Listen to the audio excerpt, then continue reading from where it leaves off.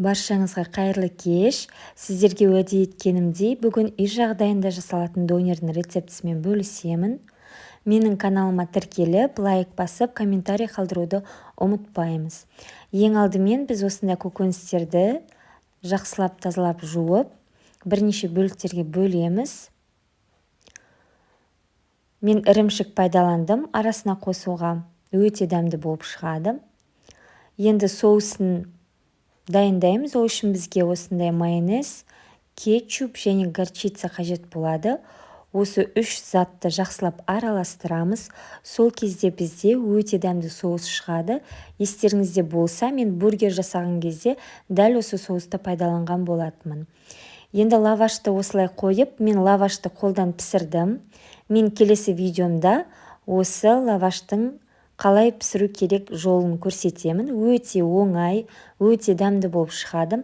Менде дүкеннің лавашы ұнамайды, себебі дүкеннің лавашы кішкене ұннан емес, басқа заттан жасалған сияқты болады. Өзіме шынымды айтсам, сондықтан мен өзім қолдан жасаймын. Біз ең бірінші тауықтың еті ондай қолданбаймын. Мен тартылған етті жақсылап қуырамын. Өте дәмді болып шығады. Соны қосамын. Үстіне жаңағы туралған еттердің барлығын бір-бірден қойып шығып, ұзыннан тек шетіне ғана, видеодан көріп отырғандарыңыздай шетіне ғана саласыздар барлығын. Сол кезде сіздердің лаваштарыңыз жақсы оралып, ішіндегі заттары шашылып кетпейді. Осылай барлығын ұзыннан қойып шықтым. Фаршпен өте дәмді болады. Достар, сіздер жасап көріңіздер алдымен.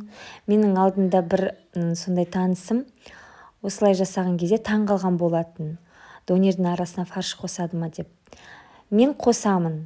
Себебі мен қосып дайындап көргенімде бізге қатты ұнады. Өте дәмді болып шықты. Өте қарапайым жолы, қиын емес.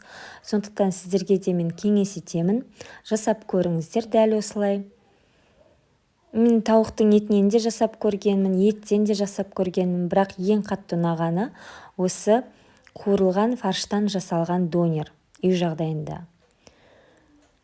Міне қарап отырсаңыздар, өте керемет болып шыққан, өте дәмді. Осында 2 дана жасап шықтым мен.